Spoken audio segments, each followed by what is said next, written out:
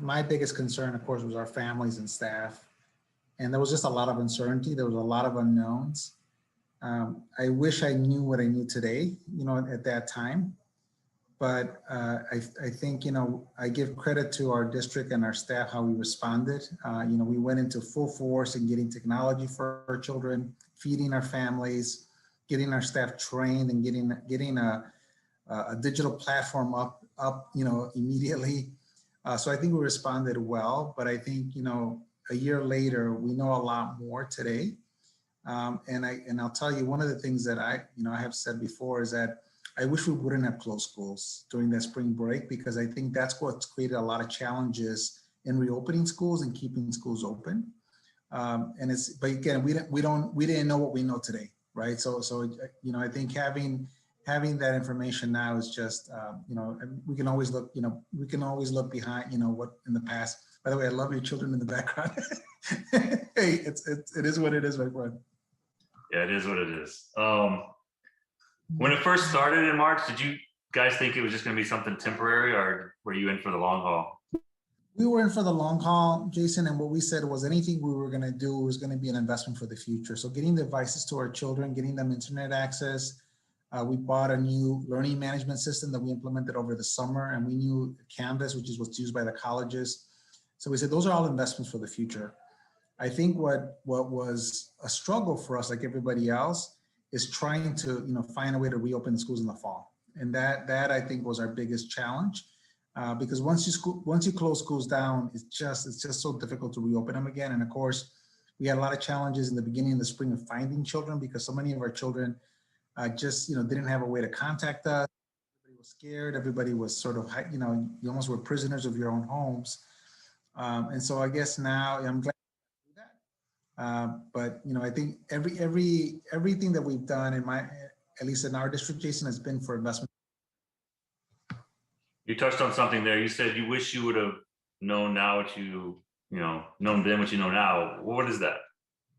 So number one, I would say, Jason, I would have worked with our state leaders and our healthcare leaders to make a case to keep the schools open.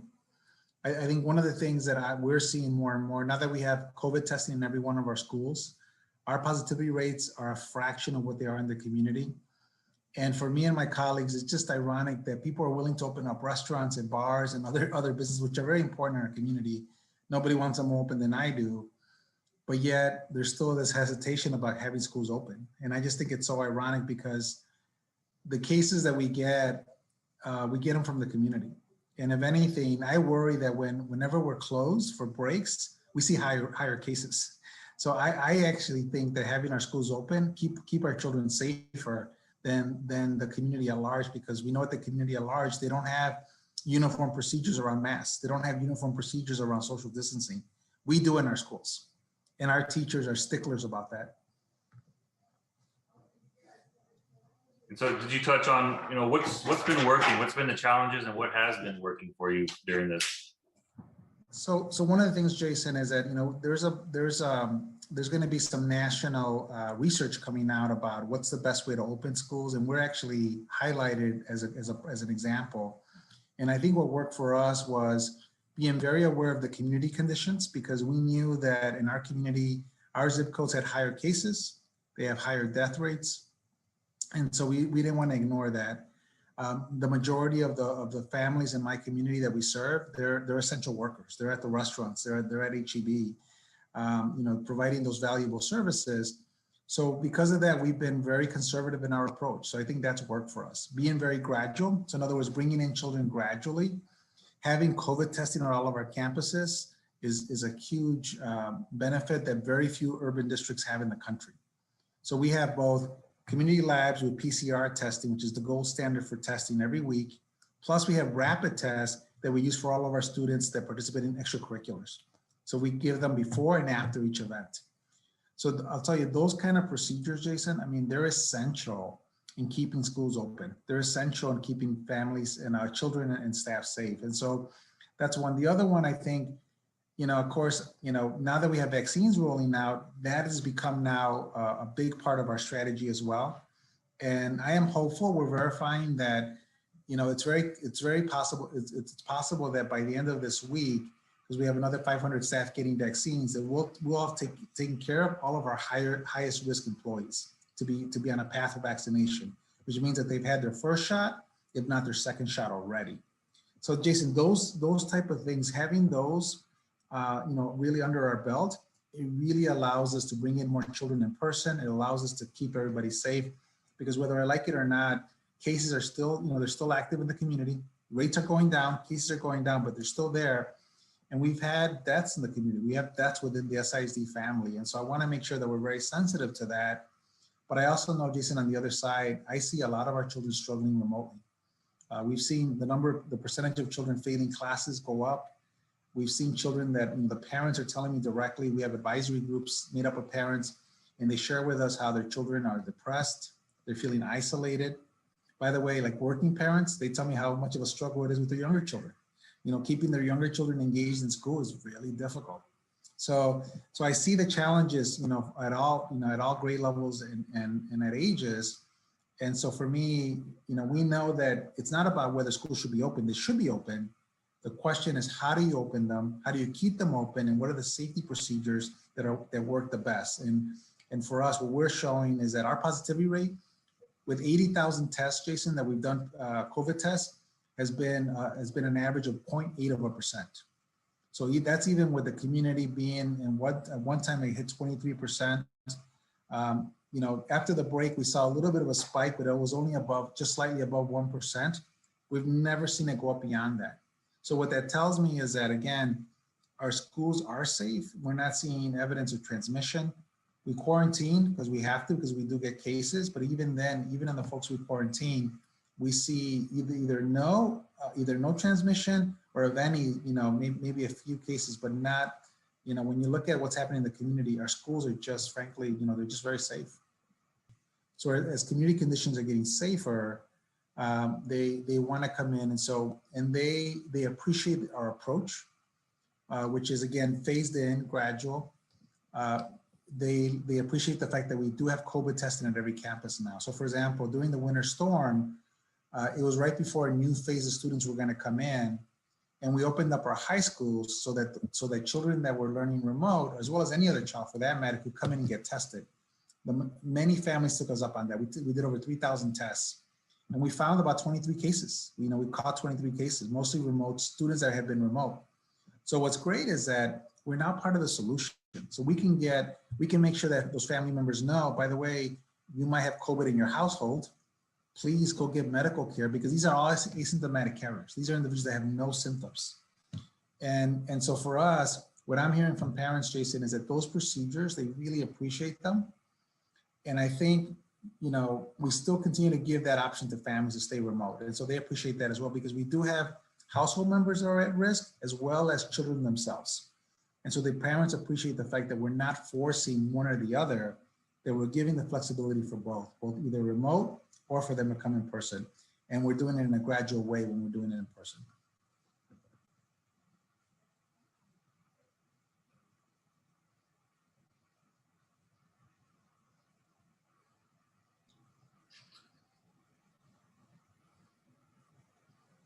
Do you know what summer school is looking like and what next year is looking like if the numbers continue to go down and people get vaccinated? So Jason, we're going to have a parent town hall on, right now we're scheduling for March 15th. And so what we want to do is talk to families about, and we'll have and there'll be a staff town hall as well.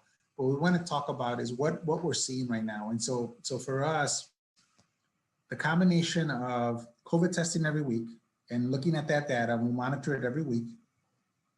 Community cases, if they continue to go down, right now we're in the yellow with the city.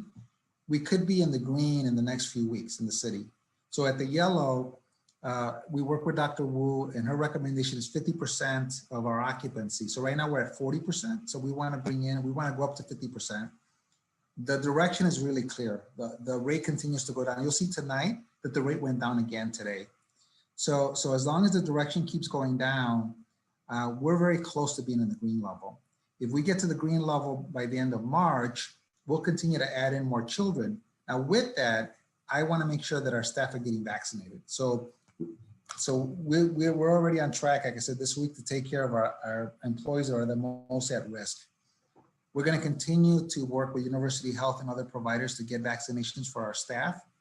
I believe, Jason, that we're going to be on a path to get all of our staff on a path to vaccination, hopefully by the end of April, May at the latest.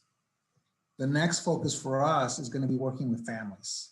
So if I can understand which family members have, which households have at-risk family members, we're already reaching out to our healthcare providers to say, look, leverage our sites, our high schools, our convocation center, leverage our buses. We'll transport families to go get vaccinated.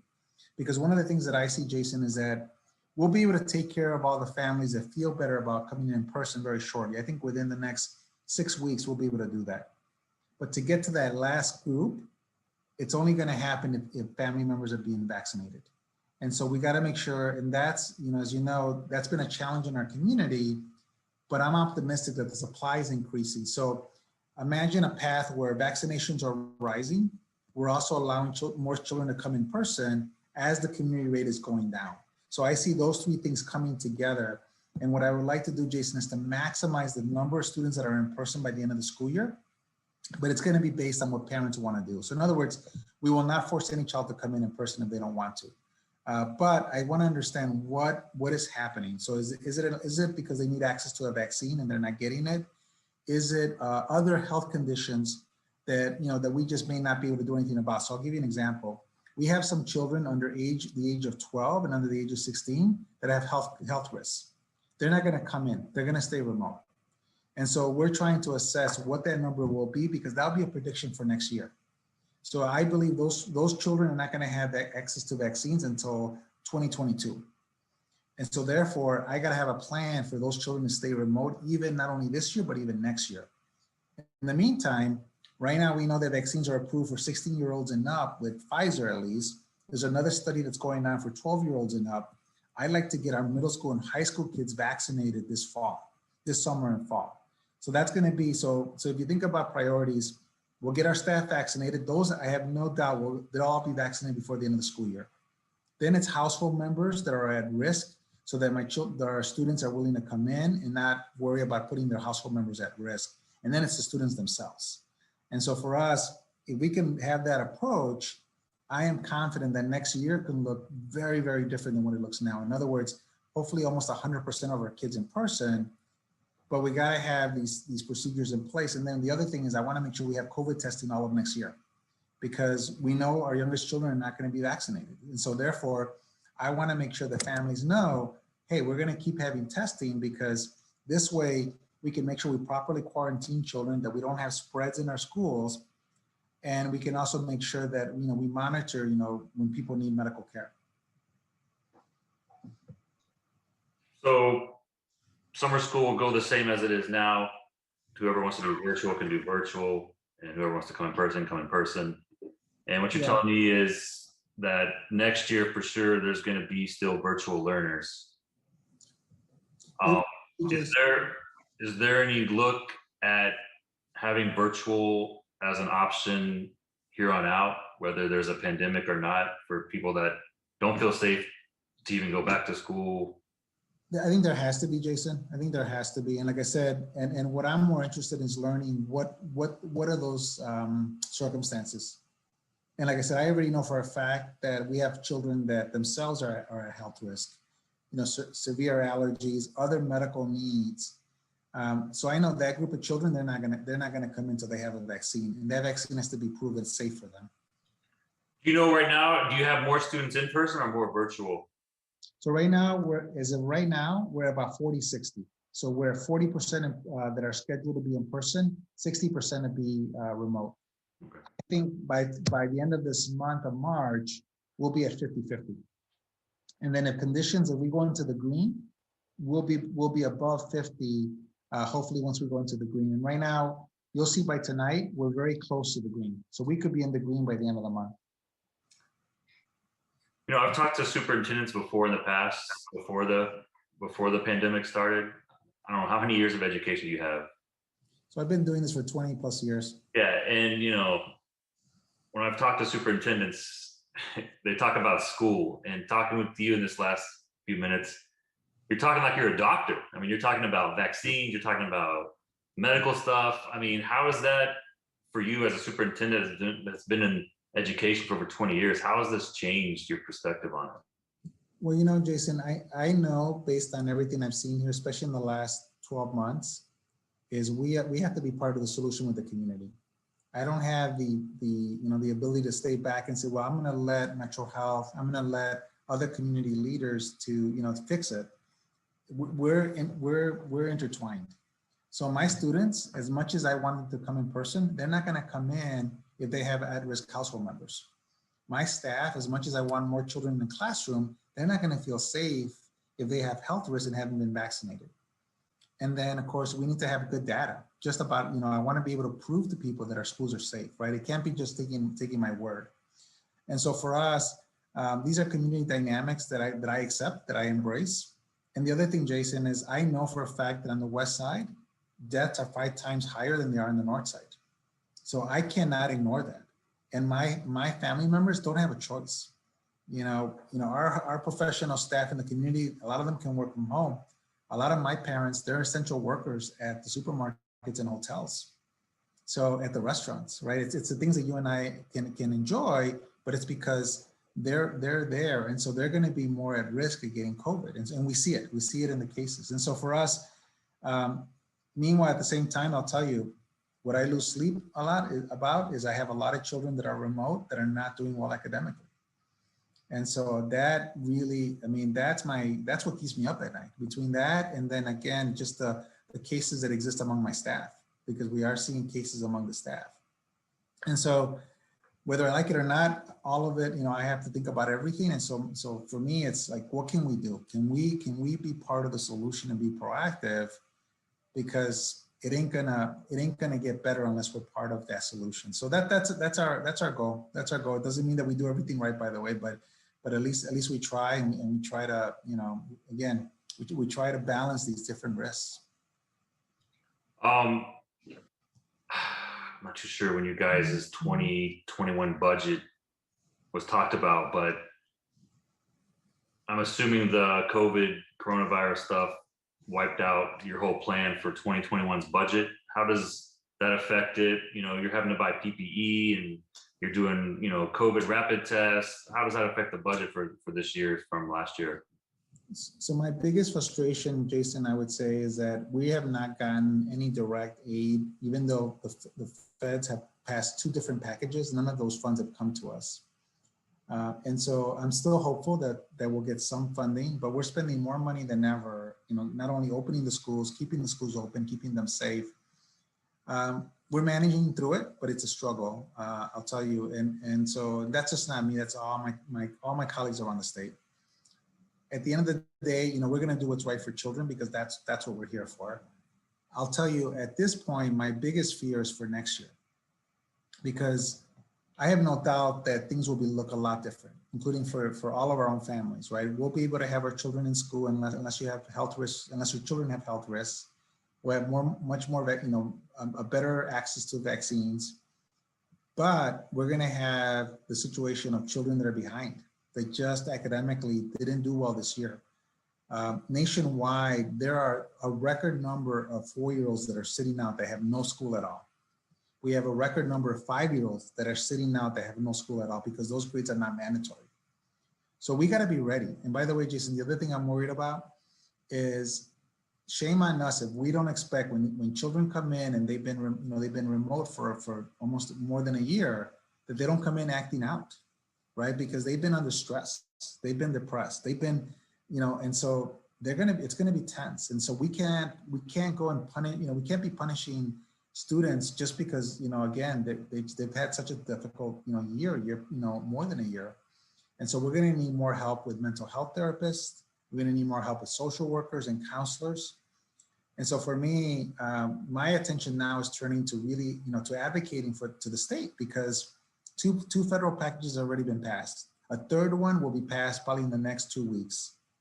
And our schools need these resources, not just to keep the schools open, but to address the needs that are growing every single day. And those needs are not going to go away next year. If anything, they're going to be magnified. And so for me, Jason, that's where my attention is coming now is I want to be part of the process for vaccines to make sure our community is safe. But the other is we need to be ready to support our teachers, because the children are going to come in with more needs than ever. And it, it doesn't matter what the age level is going to be. It's going to vary by age, but the needs are going to be there. And so our goal right now is to build plans, but they're going to require a lot of resources. So my plan is, Jason, is that over the next 2 months, we're going to continue to advocate strongly with the state.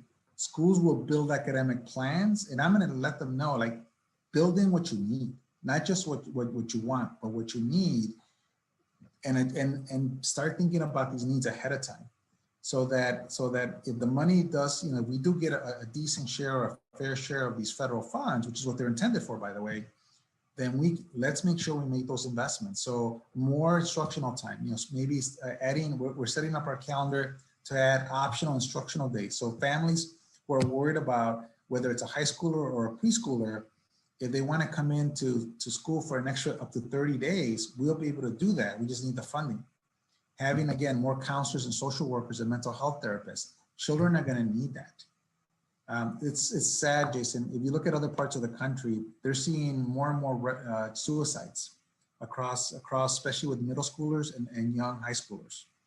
So, I mean, these are some real issues that right now that I don't even think we even have a handle on yet, that we're going to see even more and more as we start coming out of this pandemic.